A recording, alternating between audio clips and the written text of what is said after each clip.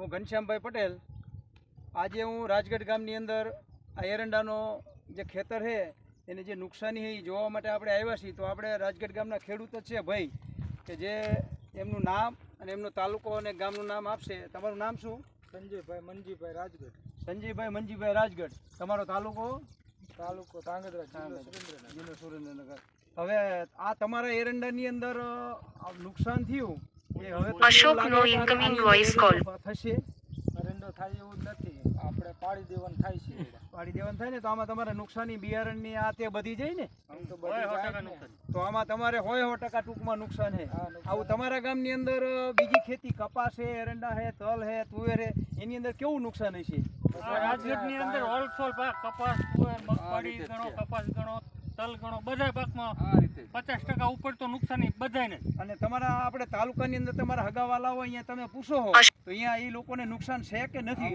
છે બધાને નુકસાન। બધા તમારા હગાવાલા કહેતા હોય નુકસાન છે? હા, બધાને નુકસાન। તો હું સરકારને એવું જણાવવા માંગુ છું કે ધાંગધ્રા તાલુકાનું આ રાજગઢ ગામ છે। રાજગઢ ગામની અંદર આ એરંડા જોયા, આપણે મગફળી જોયા, એ એરંડા, મગફળી, કપાસ આ બધી જ પાકની અંદર નુકસાની ગણીએ ને તો 80% 90%ની નુકસાની છે। સરકાર એવું કહેતી હોય કે 33% નુકસાન હોય એને વળતર મળે, પણ આ તો 80-90%નું આ ગામની અંદર નુકસાન છે। તો હવે સરકાર આની અંદર શું વિચારે અને શું આપવા માગે છે? સરકારે ખરેખર વળતર આપવાનું જ હોય તો આખા ધાંગધ્રા તાલુકાની અંદર અને સુરેન્દ્રનગર જિલ્લાની અંદર ખરેખર સરકાર પણ એવું કહે છે કે સુરેન્દ્રનગર જિલ્લાની અંદર વરસાદના કારણે નુકસાન છે। તો નુકસાન એવું છે કે 50% તો કમસે કમ બધા જ ખેતરોની અંદર નુકસાની છે ખેડૂતોને। તો આમાં સરકારે ખેડૂતોને સર્વે કરવાની કોઈ જરૂરિયાત જ નથી, અને સર્વે કરવાવાળા ખેડૂતોને સમજાવવા માગે કે તમે આ દવા આમાં નથી છાંટી એટલે આ પાક નથી થયો, તમે આની અંદર આ ખાતર નથી નાખ્યું એટલે આ પાક નથી થયો। જો એવી જ એમને બધી ખબર પડતી હોય તો પછી ખેડૂતને કંઈ ખબર નથી પડતી એવું નક્કી થાય। એટલે આ વરસાદના કારણે, અતિવૃષ્ટિના કારણે નુકસાન થયેલું છે।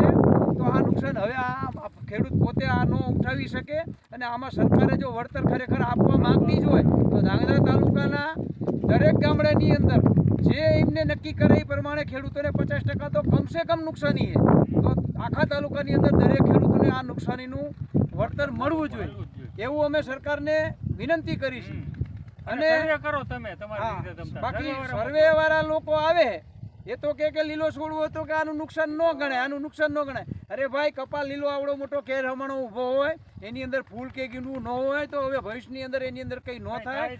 હાલમાં જ એની 50% આપણે નુકસાની ગણી શકીએ। તો સરકારશ્રીને વારંવાર નમ્ર વિનંતી કરી કે ધાંગધ્રા તાલુકાની અંદર સર્વે કરવા કરતાં દરેક ખેડૂતોને 50% તો કમસે કમ નુકસાન છે જ। તો તમારી રીતે 33%થી ઉપર નુકસાન આવતું હોય અને જે વળતર આપવાનું થતું હોય એ વહેલેસર ખેડૂતોને મળે એવી તમને અમે બે હાથ જોડી અને વિનંતી કરી, જેથી કરી શિયાળા પાકની અંદર નવું બિયારણ ખાતર ખરીદી શકે। જય